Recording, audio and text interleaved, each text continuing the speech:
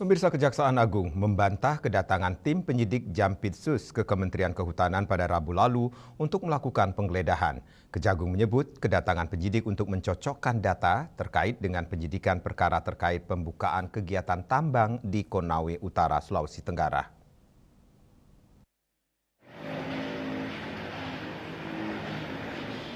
Kejaksaan Agung menegaskan kedatangan jaksa penyidik ke Kementerian Kehutanan pada Rabu 7 Januari 2026 tidak berkaitan dengan tindakan penggeledahan. Kehadiran tim penyidik tersebut bertujuan untuk melakukan pencocokan data mengenai perubahan fungsi kawasan hutan, terutama hutan lindung di beberapa daerah.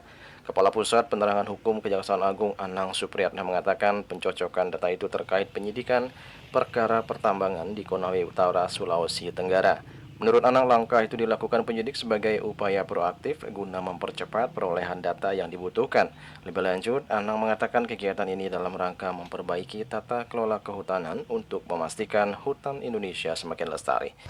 Yang jelas pencocokan data, menyamakan data. Enggak.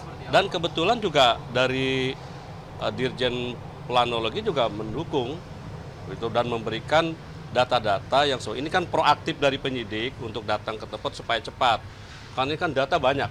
Ini seluruh Indonesia. Kita pilih mana yang kita butuhkan supaya efektif. Makanya penyidik proaktif datang dan diundang oleh pihak dari kehutanan juga dan diberikan, bahkan nanti kekurangan pun akan diberikan lagi, mensupport. Sebelumnya pada Rabu 7 Januari 2026, tim penyidik pada Jaksa Agung Muda Tindak Pidana Khusus Kejaksaan Agung menggeledah kantor Ditjen Planologi Kementerian Kehutanan. Penggeledahan itu diduga terkait kasus alih fungsi hutan dalam perkara dugaan korupsi tambang nikel di Kabupaten Konawe Utara, Sulawesi Tenggara yang oleh Komisi Pemberantasan Korupsi KPK dihentikan penyidikannya.